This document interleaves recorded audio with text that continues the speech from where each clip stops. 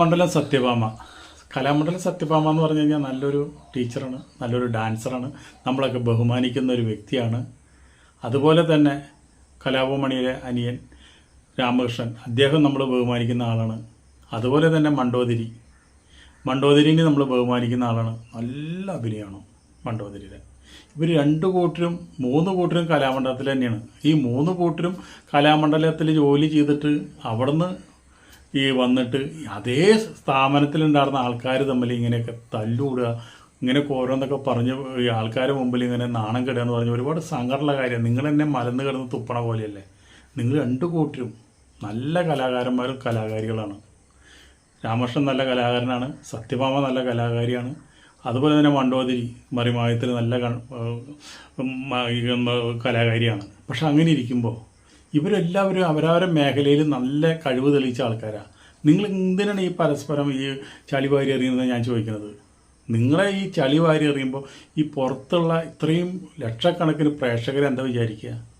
അപ്പോൾ അതുകൊണ്ട് നിങ്ങളൊക്കെ കലാകാരന്മാരും കലാകാരികളും നിങ്ങളുടെ മനസ്സിൽ എന്തുണ്ടെങ്കിലും നിങ്ങളുടെ സഹോദരങ്ങളെ കുറ്റം പറയരുത്. മണ്ടോദരി മറിമായത്തിൽ അഭിനയിക്കുന്നു പറഞ്ഞു, എന്തൊക്കെയോ പറയുന്നുണ്ട്. നമുക്ക് ഓരോരുത്തർക്കും ഓരോ സൗന്ദര്യം തന്നിട്ടുണ്ട്. മണ്ടോദരിക്ക് മണ്ടോദരിയുടെ സൗന്ദര്യമുണ്ട്. അതുള്ള കൊണ്ടാണല്ലോ മണ്ടോദരിനെ ഒരാൾ കല്യാണം കഴിച്ചു പോകുന്നത്. ഇപ്പോൾ ഒരു കുട്ടിയുണ്ടെന്ന് തോന്നുന്നുണ്ട്. ഒരു നല്ല സ്വഭാവമാണ്, നല്ല ഗംഭീര അഭിനയം, സമ്മതിക്കാണ്ടിരിക്കാൻ പറ്റില്ല. KPC ലളിതയ്ക്ക് ഒരു പിൻഗാമി എന്ന് പറഞ്ഞു കഴിഞ്ഞാൽ അത് മണ്ടോദരിയാണ്. എന്തുകൊണ്ട് സിനിമയിൽ വരുന്നില്ല എന്ന് എനിക്കറിയില്ല. പക്ഷെ നല്ല നാച്ചുറാലിറ്റിയുള്ള അഭിനയമാണ്. അപ്പോൾ നമുക്ക് സത്യഭാമ പറഞ്ഞതും മണ്ടോദരി പറഞ്ഞതും ഒരു വഴക്കിൻ്റെ മൂല കാരണം എന്താ വെച്ചാൽ അത് നോക്കാൻ നോക്കുന്നു. വാദമായിട്ട് എനിക്ക് തോന്നിയിട്ടില്ല. എന്തൊരു തുള്ളലാ പഠിച്ചതെന്ന് പോലും എനിക്ക് അറിഞ്ഞുകൂടാ. ഒരു യൂട്യൂബിൽ ഒരു സാധനമൊക്കെ പോകുന്നുണ്ട്, പൂത്തക്കവളും ആകപ്പാടെ ഉരുണ്ട് പുരണ്ടിരിക്കുന്ന ഒരുത്തി.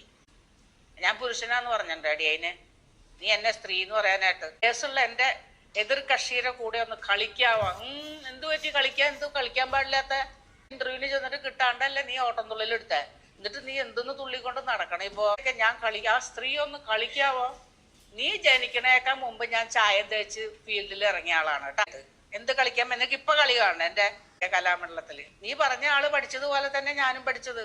പിന്നെ എന്താ കളിക്കാൻ വയ്യാത്ത എന്താ? അതിന്റെ കുറച്ചു ദിവസം കഴിഞ്ഞപ്പോ നിനക്ക് കിട്ടായത്തില് നിനക്ക് പറ്റിയ പേരെന്നെ നിന്റെ ഇപ്പോഴത്തെ ഫിഗറിന് നല്ല വൃത്തിയായിട്ട് ഫേസ്ബുക്കിൽ ഒന്നും കൂടി കുട്ടികളുടെ അവസ്ഥ എന്തായിരിക്കും എന്നാണ് ഞാനിപ്പോ ആലോചിക്കുന്നത്. എത്രത്തോളം മാനസിക പീഡനം അവര് സഹിച്ചിട്ടുണ്ടാവും എന്നാണ് ഞാനിപ്പോ ആലോചിക്കുന്നത്.